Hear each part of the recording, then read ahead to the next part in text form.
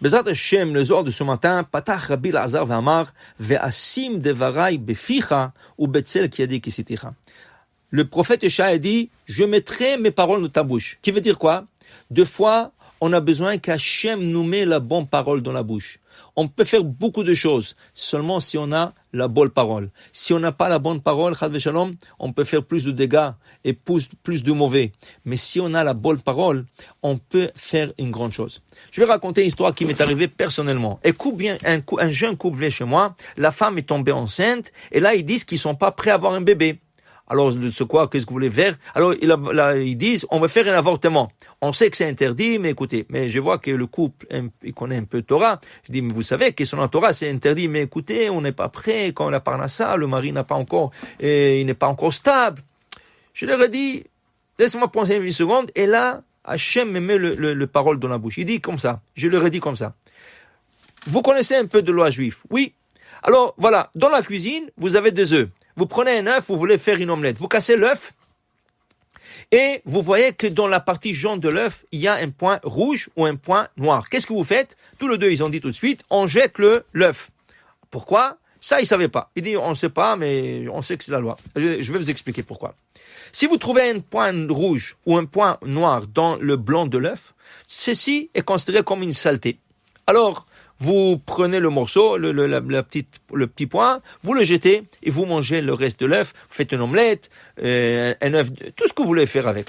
Donc, si vous trouvez un point rouge, un point noir dans le jaune de l'œuf, qu'est-ce que ça signifie? Ceci signifie le commencement d'une formation d'un poussin, d'un bébé. Alors, dans ce cas, à partir de ce point, il y aura des veines qui vont commencer à s'étirer, il y aura des os qui vont commencer à se former, il y aura de la chair qui va commencer à se mettre sur les os, et il y aura un petit poussin qui va pousser tout ça. Ce point de départ, c'est le début d'une vie. Dans ce cas, nous considérons le point comme un poussin, et comme ce poussin n'a pas été égorgé, il est interdit de manger. Dit la Gemara, ceci est considéré comme terefa, un poussin qui n'a pas été égorgé, c'est non cochère, on jette tout l'œuf. Le deux me regarde et dit, waouh, on savait pas ça. Il dit oui. Alors, revenons à notre question. Si la femme est tombée enceinte, et ils ont dit, mais ça peine 1 mois et demi. Oui, mais dès qu'elle est tombée enceinte, il y a un petit point. Ce petit point va se développer en veine, en chair, en os, tout ce qu'il faut. Ça veut dire que la vie du bébé a déjà commencé. Alors, vous voulez tuer une vie de bébé? Le deux se regarde et disent, vous avez raison. On va pas le faire. Et au Hachem, ils l'ont pas fait. Pour vous dire, voilà, regardez, des fois, quand je te donne la bonne parole, Ken, oui, c'est sûr, il y a des cas halachiques où on permettra de faire un avortement au tout début de la grossesse. Mais ça, c'est des cas par cas, ça, c'est des cas très particuliers. En plus de ça, je dois vous dire, pourquoi je dis qu'Hachem a mis la parole dans la bouche? Parce que aujourd'hui, les œufs sont des œufs artificiels. Qu'est-ce que ça veut dire des œufs artificiels? La poule, elle peut avoir du bébé de deux manières. Ou des relations avec le coq, ça c'est des œufs naturels, ou la poule se frotte par terre, elle se chauffe le corps et elle pond un œuf. Cet œuf-là s'appelle un œuf stérile. Pourquoi? Jamais un poussin peut sortir de cet œuf. Tous les œufs qu'on a sur le marché aujourd'hui, c'est des œufs stériles. C'est des œufs artificiels, c'est pas des vrais œufs. Il n'y a pas de coq dans le poulailler. Et quand il y a des coqs dans le poulailler, ça c'est des poulaillers qui te vendent des œufs biologiques, des œufs naturels, si tu veux. C'est 3 fois le prix. Qui c'est qui achète? Personne n'achète ce type des œufs.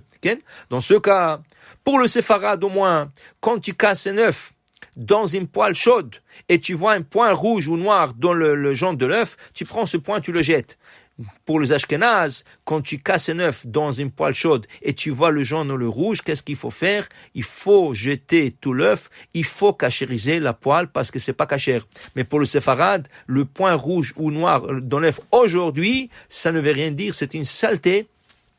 Et tu le jettes. Alors pour vous dire, des fois, il faut qu'Hachem te met le bon parole dans la bouche. Continue le Rabbi Lazar, il dit, alors c'est très important, Tanenan, Kol Barnash, Dishtadel, Bemidoraita, tout celui qui étudie de la Torah, Visifadem Achashan Oraita, et il prononce, il sort de la bouche le parole de la Torah, Kutsha Berichu Chafia Alev Shrinta par Saganfa. Akosh Baruch Hu, il vient, il le protège, et il le met comme sous ses ailes, pour le protéger, pour dire, quand on étudie, quand on prie, c'est important de réciter et prononcer et se faire entendre un peu, pas à voix basse. C'est la raison pourquoi toujours on a des doutes. Est-ce que je fais Boré Priaetz? Est-ce que je fais Sheakol? Est-ce que je fais Bracha Achrona? Est-ce que je fais cette prière? Est-ce que je dis ça? Pourquoi on ne se rappelle pas?